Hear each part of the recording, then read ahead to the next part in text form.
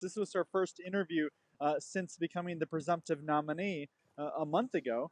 And so there was a big hullabaloo, a big CNN event last night, and she passed with seemingly flying colors, even though Trump called it boring, but he would not have called it boring if she had made a gaffe. He would have said she was incompetent. Let's speak with Daniel Lippman, who is a reporter for Politico at the White House. Daniel, welcome to the show. Thanks for joining us. Thanks for having me.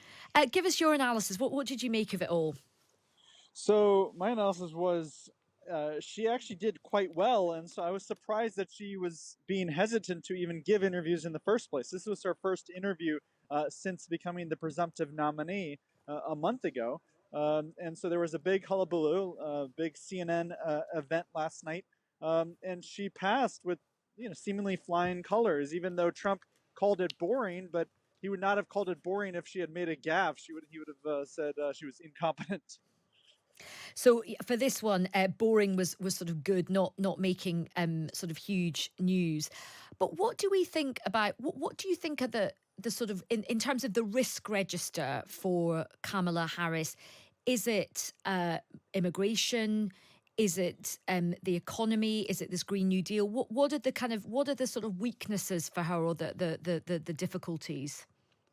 I think the weakness that she has is that she is seen as someone who changes her mind on policy depending on where the political winds shift. And so she was a prosecutor, attorney general of California long before she was running for president. And then in 2020, the Democratic Party moved to the left, and so she did as well. And now, since it's moved back to the center, now she is altering her policies as well. And so she has actually closed the gap on some issues like the economy and immigration. Trump is no longer seen as the clear leader on those issues.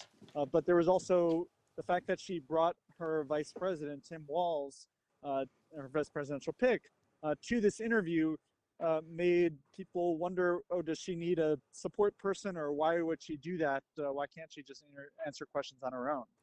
And that's an interesting move. I mean, is that a sign of weakness, as you say, and she needs to have somebody there? Or is that the Democrats trying to kind of sort of rewrite the rules a bit? Because it's interesting that she hasn't done a lot of media. Clearly, she got a good deal with CNN and waiting and playing the waiting game delivered. It wasn't exactly, I mean, it was a good interview, but it wasn't Frost Nixon, let's be like completely honest, right?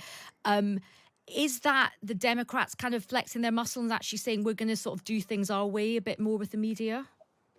Yeah, I think she sees the media as the mainstream media as less influential in terms of her getting swing voters and getting her base to turn out. She did 3 interviews, for example, with influencers at the convention, and so she has been doing some media, but it's not been the traditional broadcast networks or the New York Times. And so I think she has been on an upswing. She has lots of momentum. She's ahead in the swing state polls by a few points in almost every state. And so she didn't want to do tons of interviews or press conferences when she could create unforced errors. Look at what Donald Trump has done in terms of his all access pass almost creates some issues for him. And final questions. I know you've got to run, Daniel. How is she doing? Who is she doing well with? Is it ethnic minority communities, or is Gaza having an issue? Who are the groups that are kind of swinging for her at the moment?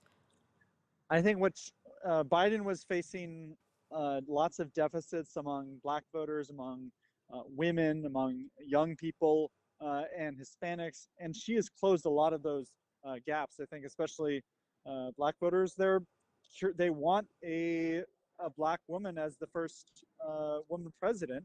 And so but she's not leaning too much into the race and gender historic nature of her presidency or her campaign. She is saying she'll be president for all Americans, regardless of race and gender. So Hillary Clinton played the gender card much more than she has, and it didn't work out for Hillary. Yeah, so it certainly didn't. No, Kamala's wearing it quite lightly. Look, Daniel, really good to catch up with you. Thanks very much for that analysis. That's Daniel Thank you. Lippman, who is reporter for Politico at the White House. Well, let's now get some more expert analysis from Estuardo Rodriguez, who's a Democratic strategist. Estuardo's also the principal and co-founder of the Rabin Group. Estuardo, thanks very much for joining us. Much of an issue is Gaza going to be in this election campaign? One voice who I've noticed has really come out to be helpful to Kamala Harris and was also very helpful to Joe Biden was Ocasio Cortez, the more left wing Congresswoman. And she's now had a lot of criticism from some of the left in America saying, oh, you're selling out, you're just propping up the leadership. How big is Gaza going to be, particularly for younger, more progressive voters? I think it absolutely will play a part in the broader campaign messaging to attract young voters. Look, I don't think that anyone is going to be able to say that Kamala Harris is not in full support of Israel. She completely has made it completely clear that she stands with Israel and its right to defend itself. However, as she said during the speech in Chicago, you have to look at the humanitarian impact. That may not be threading the needle in a way that some of the folks on the left or the younger generations may want to hear. But until we come together, get Kamala Harris into the White House, we're not going to be able to solve this. We're not going to be able to push this through. President Biden has been committed to it. Kamala Harris has been committed to it up until this moment. But this is going to go on. The Middle East and Israel will continue to be important. The people of Gaza will continue to be important. And we need to have the right team in the White House to deal with this moving forward, not just in this moment. Okay, well, look, Estuardo, great to catch up with you. Thanks very much for your time. That's Estuardo Rodriguez, who is a Democratic strategist there, giving us his take on Kamala Harris's big interview with CNN last night. I'm sure there'll be much more to come. I mean, it was an interesting interview. I think she got a pretty soft ride, but I think she did do well.